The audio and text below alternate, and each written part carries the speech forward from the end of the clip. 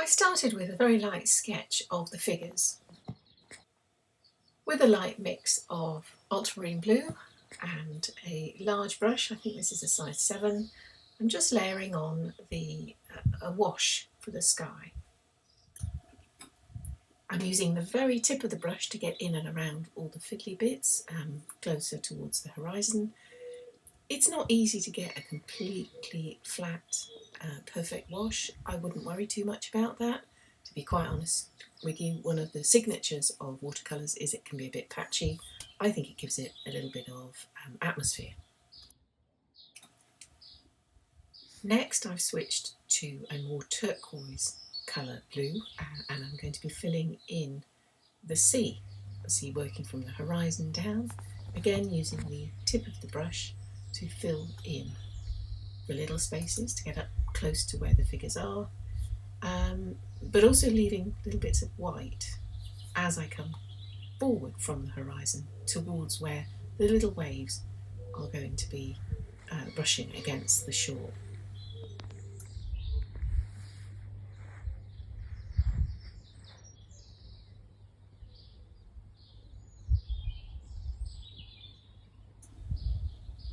Now I've mixed up some yellow ochre, and I'm going to be running a light wash from the foreground, moving backwards around the figures towards where the sand is going to be meeting the sea.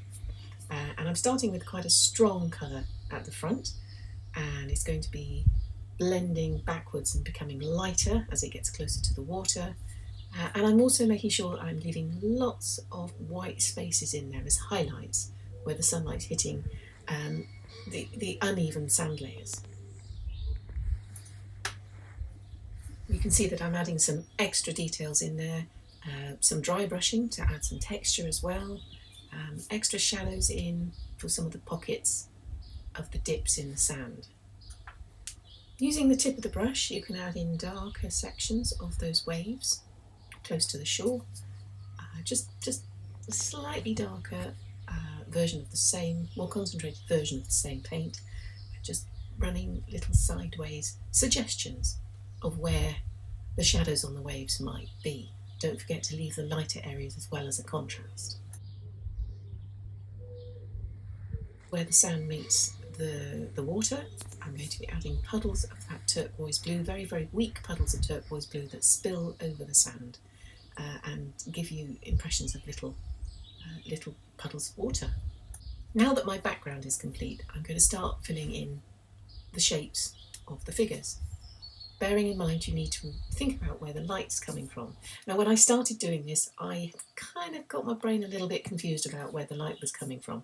So I initially started the bobble hat one way and then blotted it off and had to start again.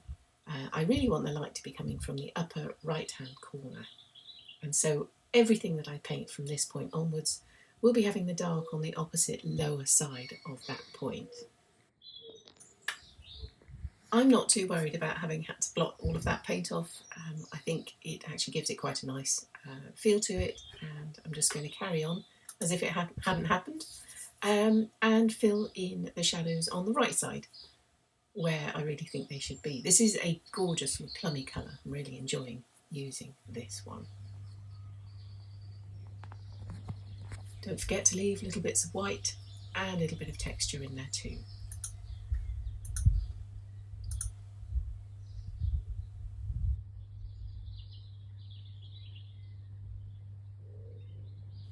And now I'm on to doing the hat on the other figure, remembering this time where the light's coming from. He's going to be wearing a blue hat. There's not an awful lot of detail to be seen really, it's just a suggestion.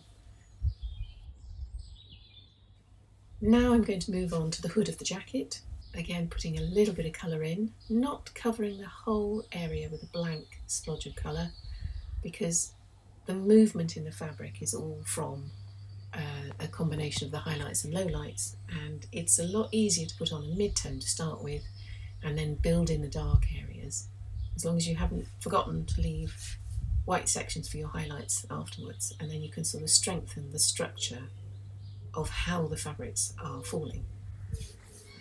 And then I'm going to move on to the yellow of the main jacket, again picking out mainly where the shadows are to start with. I'm not going in with the strongest of shadows to start with, it's just a question of picking out where I think they're going to be. And they're often in under the armpits and in the folds of the fabric as it moves down the body.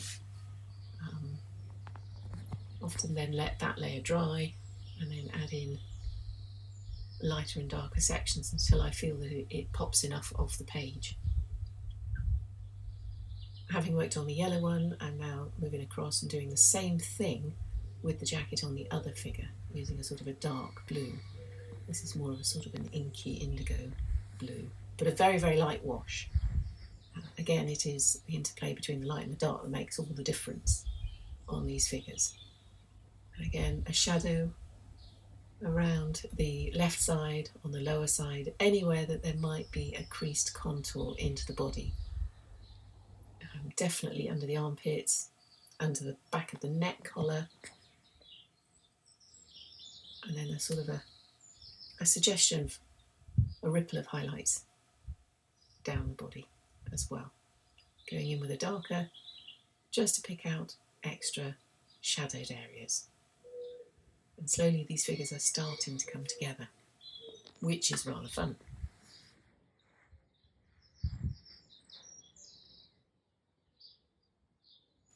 Okay, so leaving that to dry, I've decided to paint in the little bag now.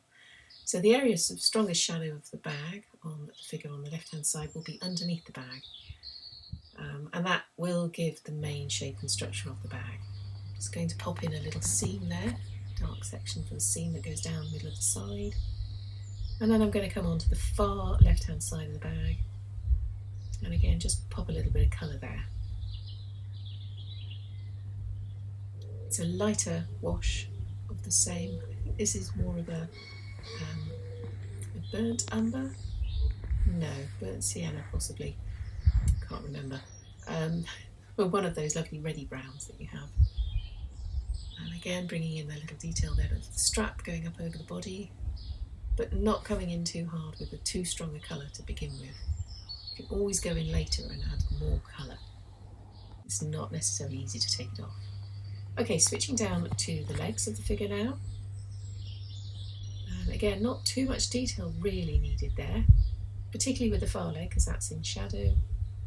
A little bit of fabric movement on the right hand leg there, but again, not too much. Doing something similar with the second figure now. Slightly different blue I've chosen just to define it and have a bit more colour coming through the picture. That lovely strong yellow is beautiful and the pop of the pink hat.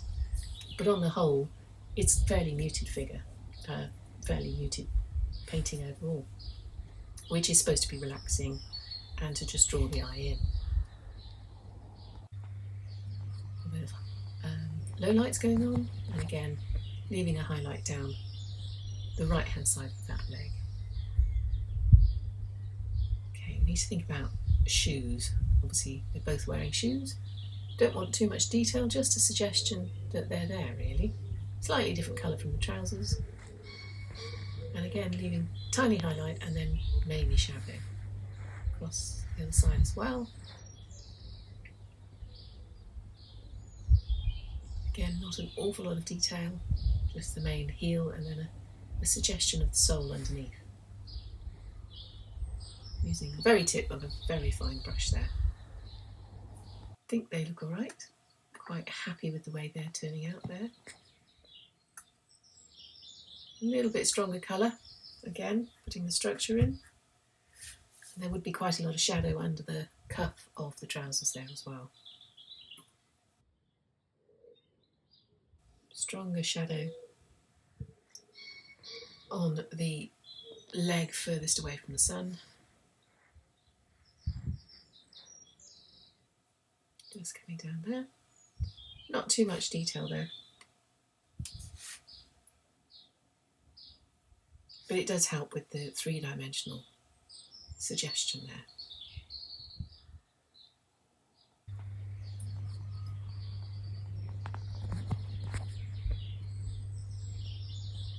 A lot of the painting, in fact, is adjusting all the lights and darks so that they look balanced and nothing really pops out too close to you. as being slightly out of balance. So I find I go through, with the figures, lots of different areas of just adjusting little bits here and there until I feel that the whole figure is represented as carefully as possible.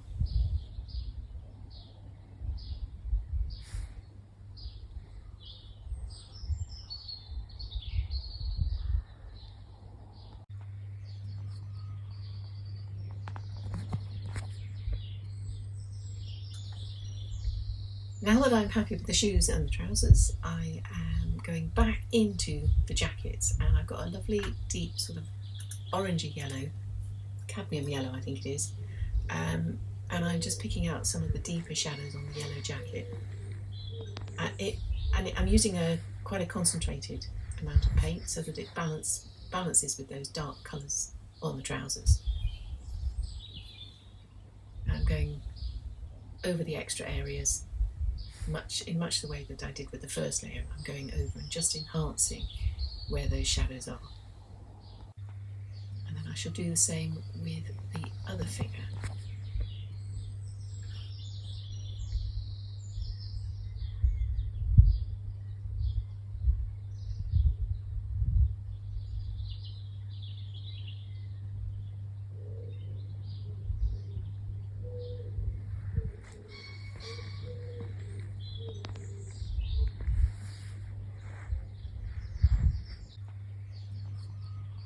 So that's the finished painting there.